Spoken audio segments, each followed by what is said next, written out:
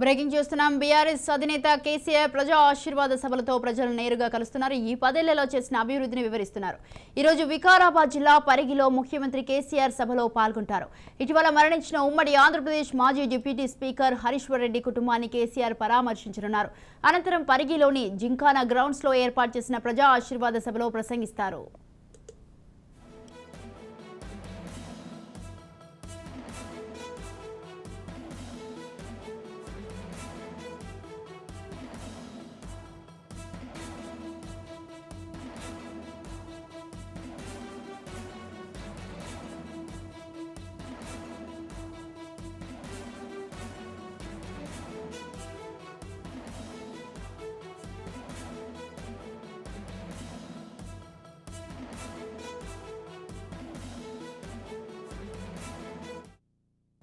Right, ఇదే విషయంపై పూర్తి సమాచారాన్ని అందించడానికి మా ప్రతినిధి మహేందర్ ఫోన్ లైన్లో ఉన్నారు. మహేందర్, ఈరోజు వికారాబాద్ జిల్లాలోని పరిగిలో అయితే ముఖ్యమంత్రి కేసీఆర్ ఆ సభలో పాల్గొంటున్నారు. అయితే ఆ ముఖ్యమంత్రి కేసీఆర్కు అక్కడ ఏ విధమైనటువంటి ఏర్పాట్లు చేశారు?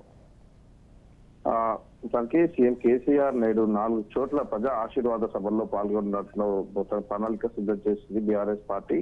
ఎన్నికల ప్రచారంలో భాగంగా తాండూర్, కొడంగల్, మహబూబ్నగర్, పరిగి నియోజకవర్గాల్లో నేడు ఆయన ప్రజా ఆశీర్వాద సభల్లో పాల్గొని ప్రసంగించున్నారు. అయితే ఉదయం తాండూర్ చేరుకున్న సీఎం కేసీఆర్ తాండూర్ పట్టణంలో విలేమన్ గ్రౌండ్ లో సభకు హాజరవుతారు. అక్కడ నుంచి మధ్యాహ్నం కోస్గి పట్టణంలో జరిగే సభకు హాజరవుతారు. అనంతరం మహబూబ్నగర్ జరిగే సభకు వెళ్తారు. అక్కడ నుంచి పరిగి పట్టణంలోని జింకానా గ్రౌండ్ లో ఆయన సభకు నిర్వహించున్నారు. అయితే ఈ సభలన్నింటినీ కూడా పూర్తిగా ముఖ్యమంత్రి కేసీఆర్ వస్తున్న నేపథ్యంలో అలాగే ఇటు ప్రజల్ని కూడా ఎక్కువ మొత్తంలో ఇక్కడికి వచ్చిన సమకూర్చేలా దాదాపు ఏర్పాటు కూడా చేసిన పరిస్థితి కనిపిస్తుంది. ఒకవైపు మరి కొడంగల్లో కూడా ఆయన ఆశీర్వాద సభ ఉండడం నేపథ్యం, మరి దాంట్లో కూడా ఎక్కువ ఆసక్తి నెలకొన్న నేపథ్యం. ఇంకా పరిగిలో దాదాపు రోజు రోజుకి ఈ వ్యతిరేక పవనాలు వీస్తుండడంతో పరిగి అభ్యర్థి గెలుపు చాలా వరకు కష్టతరమని సంబంధించిన నేపథ్యంలో మరి దాదాపు ముఖ్యమంత్రి కేసీఆర్ ఎక్కడైతే ఆశీర్వాద సభలు నిర్వహించారో వాటన్నిటిని కూడా మరో కోణంలో చూస్తున్నారు ఇతర పార్టీ నేతలు, ప్రజలు కూడా.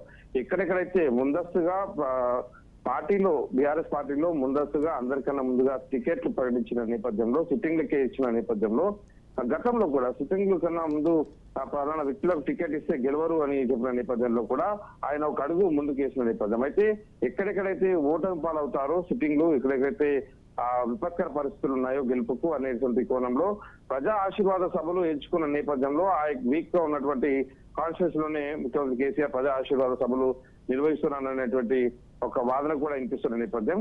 సో మరోపక్క ఎన్నికలు వస్తున్న నేపథ్యంలో మరి దాదాపు ఇంకా కొద్ది రోజుల్లో ఉన్న నేపథ్యంలో దాదాపు మరి ముఖ్యమంత్రి కేసీఆర్ కూడా మరి ప్రజలకు ఇదివరకు గత 10 ఏళ్లుగా చేసినటువంటి అభివృద్ధి కావచ్చు, ఇప్పుడు ఇచ్చినటువంటి మేనిఫెస్టో కావచ్చు, ఇక్కడ నియోజకవర్గాల్లో చేసినటువంటి ఎమ్మెల్యేలు ఇచ్చినటువంటి నిధులు నియోజకవర్గంగా సమకూర్చారు, ఇవన్నీ వివరిస్తూ దాదాపు ఆయా ప్రజా ఆశీర్వాద సభల్లో ఉంటున్నాడు. ఇప్పటికే ముఖ్యమంత్రి కేసీఆర్ పాల్గొనేటువంటి ఈ సభలకు దాదాపు అన్ని ఏర్పాట్లు కూడా చేశారు. ఇటు పోలీసు, స్థానిక రెవెన్యూ ఇవన్నీ కూడా ఎక్కడెక్కడ పూర్తి ఏర్పాట్లు చేసి సభకు అన్ని విధాల రెడీగా అన్నట్టుగా ఎదురు చూస్తున్న పరిస్థితి కనిపిస్తుంది. Right, thank you Mahender, thanks for the details.